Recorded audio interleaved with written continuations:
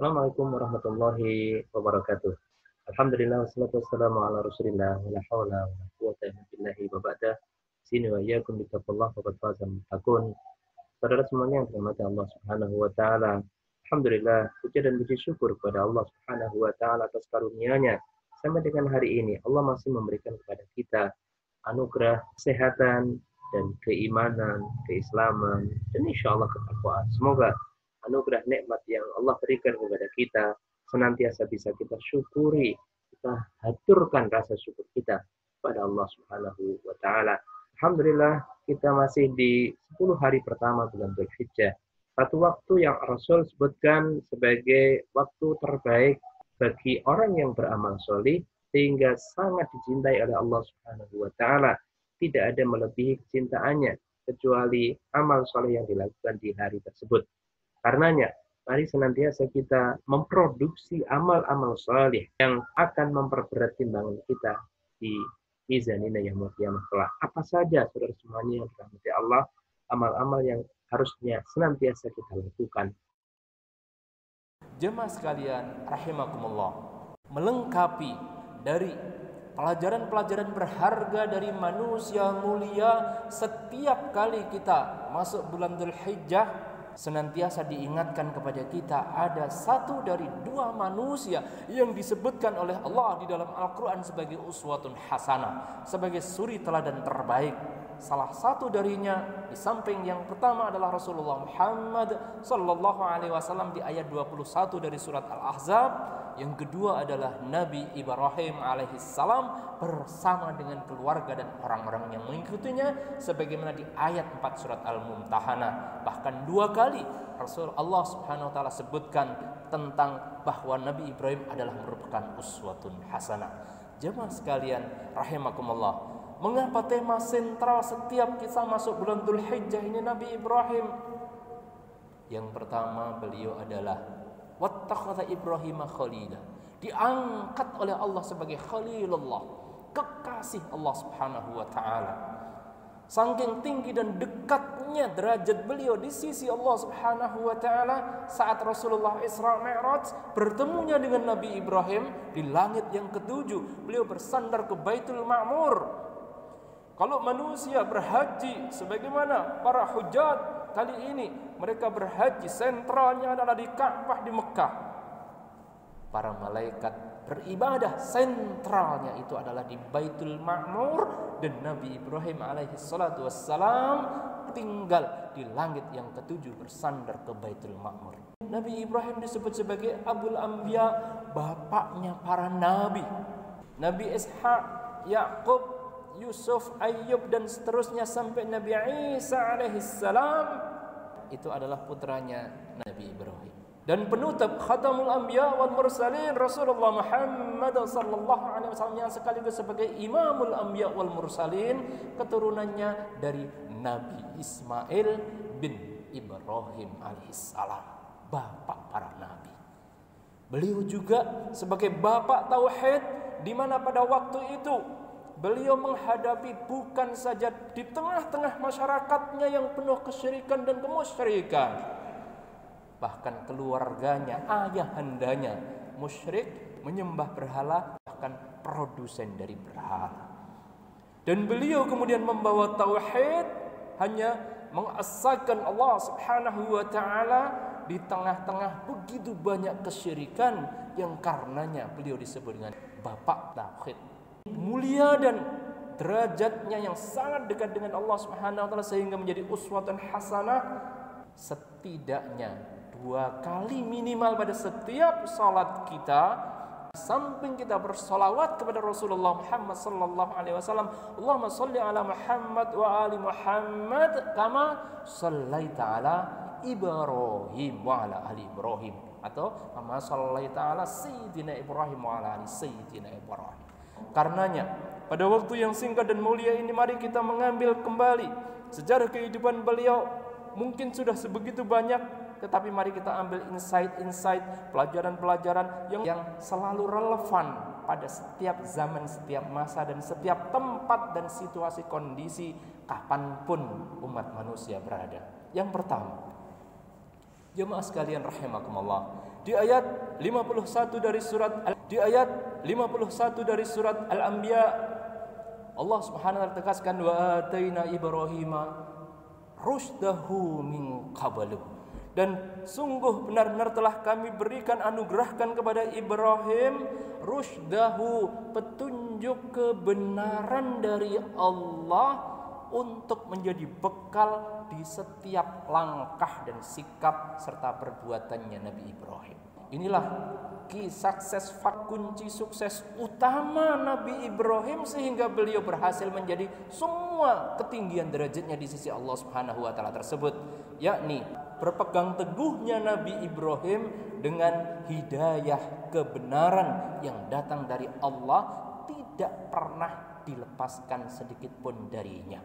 Kalau beliau menjadi uswatun hasanah, wajib bagi kita untuk meneladani beliau pada sisi yang pertama dan utama ini, karena ini adalah kunci utama. Kalau kita ingin menjadi orang yang sukses sebagaimana Nabi Ibrahim sukses, sebagaimana Rasulullah sukses, adalah jangan pernah melepaskan diri kita dari yang namanya iman, aqidah Islamiyah, tauhid kepada Allah Subhanahu wa taala, karena itu adalah utama dan pertama. Itu adalah pondasi atas terbangunnya keberkahan dan pertolongan serta taufik dari Allah Subhanahu wa taala untuk umat manusia. Di masa pandemi seperti ini mungkin banyak orang yang kehilangan pekerjaan, mungkin banyak orang yang kekurangan atau kehilangan harta benda. Harta benda mungkin berkurang atau hilang, pekerjaan mungkin berkurang atau hilang, dan mungkin atribut-atribut duniawi, jabatan dan sebagainya boleh hilang, boleh lepas, tetapi jangan pernah lepas untuk keberhasilan kehidupan kita di sisi Allah. Apa itu? Iman, tauhid dan akidah Islamiyah. Inilah pelajaran utama dan Nabi Ibrahim alaihissalatu wassalam yang harus kita tancapkan. Iman harus tetap tertancap di dalam kalbu, mempengaruhi pikiran dan akal kita, kemudian mempengaruhi seluruh unsur-unsur saraf diri kita, sehingga kata demi kata, ucapan demi ucapan, langkah demi langkah, sikap, senyuman, lirikan mata, pandangan dan seterusnya harus bernafaskan dari iman, bernafaskan dari akidah Islamnya, bernafaskan atas tauhid kita kepada Allah Subhanahu wa taala.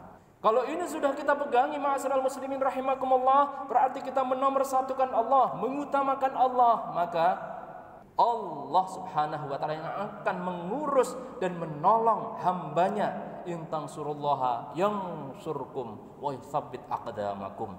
Ketika hambanya benar-benar menggantungkan dirinya kepada Allah, menyandarkannya kepada Allah Subhanahu wa taala.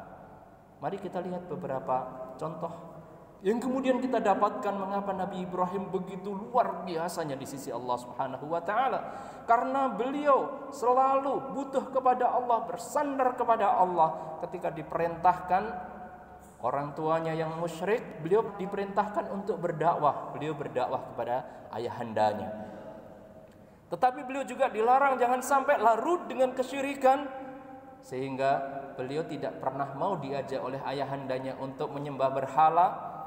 Waktu itu di masa kecilnya beliau beralasan sakit, sehingga Nabi SAW menyebutnya salah satu dari 3 bohong putihnya Nabi Ibrahim. Itu ketika diajak untuk menyembah berhala, beliau menyatakan sakit, beralasan sakit, sehingga tidak jadi diajak. Luar biasa sukses beliau untuk meninggalkan larangan Allah, yakni larangan untuk larut dengan kesyirikan, larut dengan kemaksiatan, dengan dosa, tetapi tetap mampu melaksanakan perintahnya, yakni berdakwah kepada orang tuanya, karena beliau masih tetap menjaga kesantunannya. Beliau tetap birrul walidain, tetapi tidak pernah ikut larut dalam kemaksiatan, dosa, kesyirikan dan sebagainya. Berikutnya, ma'asyiral muslimin, di tengah-tengah masyarakat yang menyembah bintang, bulan dan matahari, beliau kemudian mengajak berlogika kepada masyarakat. Oh, inikah ketika melihat malam, melihat bintang, mungkin ini Tuhanku. Tetapi ketika kemudian siang bintang itu hilang, kata Nabi Rabb, inilah uhibbul afilin, tidak mungkin Tuhan itu tenggelam. Besoknya bulan muncul, ini mungkin Tuhanku, tenggelam lagi, tidak mungkin ini Tuhan. Di siang hari matahari terbit, oh ini mungkin Tuhan karena lebih besar. Begitu malam hari kemudian tenggelam, maka aku berlepas diri dari semua kesyirikan kalian. Dan kemudian beliau, Masya Allah wa tabarakallah, beliau mampu menyadarkan umatnya walau sebagian besar daripadanya kemudian tetap ngeyel, tetap mengikuti hawa nafsunya. Termasuk ketika menghancurkan berhala dan kapak yang dipakai untuk menghancurkannya dikalungkan ke berhala yang terbesar. Itu adalah upaya Nabi Ibrahim untuk berdakwah kepada umatnya, untuk memberikan logika bahwa Anda jangan suka menuduh. Kalau mau nuduh, kasih bukti. Alat yang biasa dipakai untuk menghancurkan berhala apa? Kapak. Mari kita lihat di TKP. Begitu sampai di TKP, kapaknya itu dia ada di berhala yang besar. Lah dia berarti pelakunya, kata Nabi Ibrahim. Kurang ajar Ibrahim. Bagaimana mungkin dia bisa menghancurkan? Dia nggak bisa bergerak, dia nggak bisa bicara. Lah itu kalian semua sudah tahu. Dia ngomong saja nggak bisa. Dia memelihara dirinya saja nggak bisa. Bagaimana kemudian engkau mintai, engkau sembah, engkau mintai manfaat dan madarat? Sama sekali tidak bisa. Tetapi sudah terbungkam oleh hawa nafsu mereka semuanya, termasuk rajanya waktu itu adalah Namrud dan sebagainya. Semua perintah dakwah Nabi Ibrahim kepada umatnya benar-benar mampu dilaksanakan dengan sempurna, termasuk ketika kemudian beliau diajak debat oleh sang raja. Kalau demikian, wahai Ibrahim, berarti engkau harus dihukum. Jangan dihukum dulu. Saya ingin mengajak Anda untuk menyembah Tuhan kita. Tuhan umat manusia menciptakan manusia yang menghidupkan dan mematikan. Kata sang raja, kalau hanya urusan menghidupkan dan mematikan, saya bisa menghidupkan dan mematikan. Panggil dua orang, yang satu dibunuh, satunya kemudian diampuni. Tuh lihat Ibrahim, saya bisa mematikan dan menghidupkan. Nabi Ibrahim tidak kehilangan akal. Kecerdasan beliau kemudian sampaikan kepada sang raja, Tuhanku, Allah subhanahu wa ta'ala, Tuhan kita semuanya, menerbitkan matahari dari timur, menenggelamkannya ke barat. Kalau engkau memang mengaku Tuhan, coba terbitkan matahari yang lain dari barat, kemudian tenggelamkan ke timur. Fabuhital ladzi kafar, kata Al-Quran. Maka speechless, bisa ngomong. Itu si raja. Jemaah sekalian rahimakumullah, sempurna Nabi Ibrahim melaksanakan dakwahnya karena komitmen, keteguhan dan iltizam Nabi Ibrahim terhadap tauhid, terhadap iman, terhadap akidah Islamiyah yang Allah hidayahkan kepada Nabi Ibrahim. Dan seperti itulah seharusnya bagi kita. Setiap langkah kita harus bernafaskan tauhid kita kepada Allah, harus bernafaskan akidah Islamiyah kita, dan kemudian harus menjadi spirit pada setiap aktivitas kita, yakni senantiasa la haula wala quwwata illa billahil aliyyil azim. Sebagaimana ditegaskan Allah di ayat 124 dari surat Al-Baqarah, wa idzibtala Ibrahim rabbuhu bikalimatin fatammahunna qala inni ja'iluka lin-nasi imama qala wa min dzurriyyati qala la yanalu ahdil zalimin. Dan tatkala Allah subhanahu wa ta'ala menguji Nabi Ibrahim dengan berbagai macam perintah dan larangan, Nabi Ibrahim mampu fa'atammahunna, mampu melaksanakannya dengan sempurna seluruhnya. Di mana setiap perintah ada ujian dan cobaan, setiap larangan ada ujian dan cobaan. Dan ujian dan cobaannya Nabi Ibrahim, puncak ujian dan cobaan di antara setiap para nabi, termasuk bersama dengan Nabi kita Rasulullah Muhammad sallallahu alaihi wasallam. Ujian kecintaannya kepada anak diuji untuk suruh menyembelihnya dan sebagainya. Di semua ujian-ujian itu beliau lulus dengan excellent, dengan luar biasa, yang karenanya beliau kemudian inni ja'iluka linnasi imama, kata Allah, aku akan menjadikan engkau sebagai imam, pemimpin dari manusia, disebabkan sempurnanya beliau dalam iman dan sempurnanya beliau dalam mengaplikasikan iman tersebut dalam bentuk amal-amal solehnya. Barakallahu alaikum fil Qur'anil azim wa nafa'ani bima fihi minal ayati wa dzikril hakim. Fataqabbal minkum tilawatahu innahu huwas samiul alim.